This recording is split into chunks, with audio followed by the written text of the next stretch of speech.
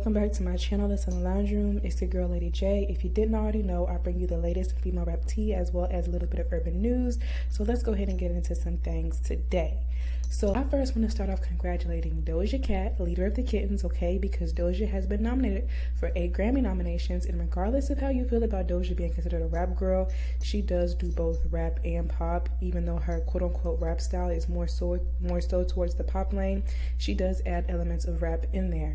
Now, I wouldn't consider her a full-on hip-hop artist like Nicki, but rap is an element of hip-hop, so she does add rap elements to her pop songs. So you know, there's that piece of evidence. Okay, so, but, you know, moving on to her nominations, I found it rather interesting that the AMAs, which happened over this past weekend, had Doja nominated for all these R&B categories, which, again, I found to be rather ridiculous, especially compared to real R&B artists like Jasmine Sullivan, SZA, and Jhené Aiko. On the other hand, the Grammys has her nominated in rap and pop categories, which is more so her lane in my most humble opinion, because my good sis is not an R&B artist. So Doja is nominated for Record of the Year for her song with SZA, Kiss Me More, which has been charting high since it dropped, so there's no surprise there. Kiss Me More was also nominated for Song of the Year and Best Pop Duo Performance. Now, Doja was also nominated for Album of the Year for her album Planet Her, which was very successful, so that's also no surprise. But Planet Her was also nominated for Best Pop Vocal Album. So the Grammys considers this a pop album, which I'm not mad at all. I actually agree with, because she had more pop songs on there than rap songs. The only full-on rap songs she had on the album were Get Into It and Negroes Ain't Ish and Options. The rest of her songs were pop. She just added at least, one rap verse to each song, which isn't enough to be considered a full-on rap album. So I don't disagree with this nomination.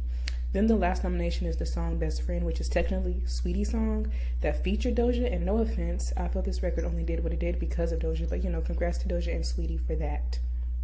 Now, speaking of Sweetie, not only was she nominated for Best Rap Song for Best Friend, but she was also nominated for Best New Artist, which I have mixed emotions about, because I could have sworn Sweetie popped out in the scene in 2018 and made more noise in 2019 and 2020. So them considering Sweetie a quote-unquote new artist don't sit too well with me, but hey, congrats to her though. I honestly feel like they did this because she had more commercial deals this year, because musically I really didn't feel like she made that much noise. The only song she had was Best Friend, and I felt like personally it came and went, like it was hot, then it dropped, but now it's just whatever. So y'all let me know y'all thoughts on that below.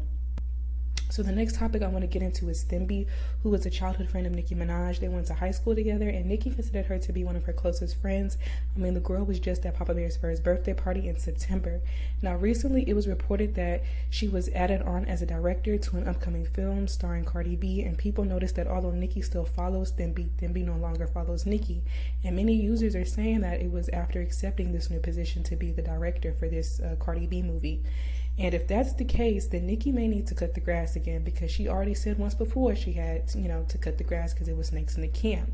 Now, all my friends, I want to get a bag, and I wouldn't stop them from getting a bag if it involves someone I ain't like. But where she looking like an op is by not saying anything about it to Nicki after just attending Papa Bear's first birthday party. I'm sure they have each other's cell phone numbers, and this is allegedly, okay, because she was called out by their other childhood friend Viola.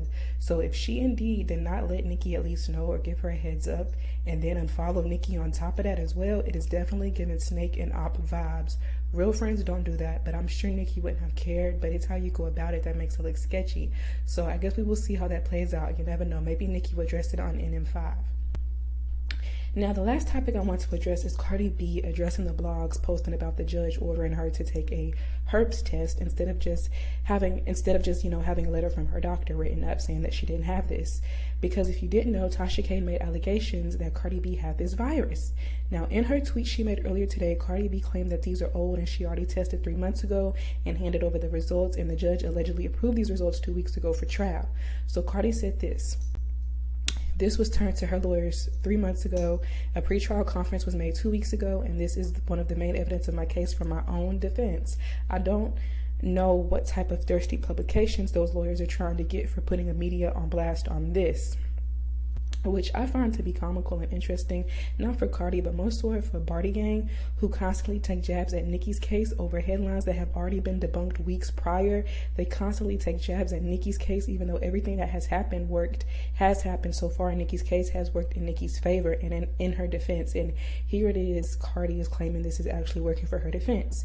Nicki never talks about her case though. She just lets y'all run with the narrative y'all choose because she know her case is going in her favor. But here it is, Cardi is addressing the blogs for headlines being said about her that she does not like in order to defend herself as usual. So when these blogs have been dragging Nicki for months, and now once has she spoken out about it because she knows that, you know, she's good. I'm not saying Cardi shouldn't defend herself. I just find it ironic for Bardi Gang because they are the ones I see on IG and Twitter constantly trying to use headlines against Nicki against claims that have literally already been debunked.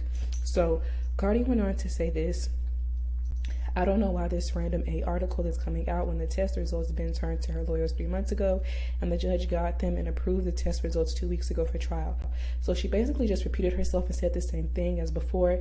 And it's ironic because, again, Bardi Gang knows how it feels to have misleading headlines and info that shines a negative light on their fave. That's not true. Now, I will say Cardi did voluntarily submit to testing when the case started, and she submitted again when requested by the judge to defend her name. So I doubt Cardi has this virus because she's been such a willing participant in this case, you know, despite her past and Offset's cheating past, okay? She had no problem submitting to testing, and she was the one who did file this lawsuit for defamation of character.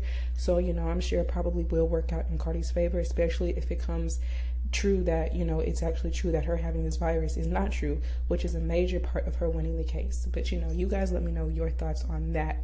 Like I said, karma, karma, karma, Bardi Gang. So anyways, y'all let me know your thoughts and opinions on these topics, and remember to keep it cute in my comments. I look forward to reading your thoughts. Don't forget to give this video that thumbs up and hit that subscribe button, and lounge with me on Instagram and Twitter at Lady J Lounge Room. See you in the next video, fam.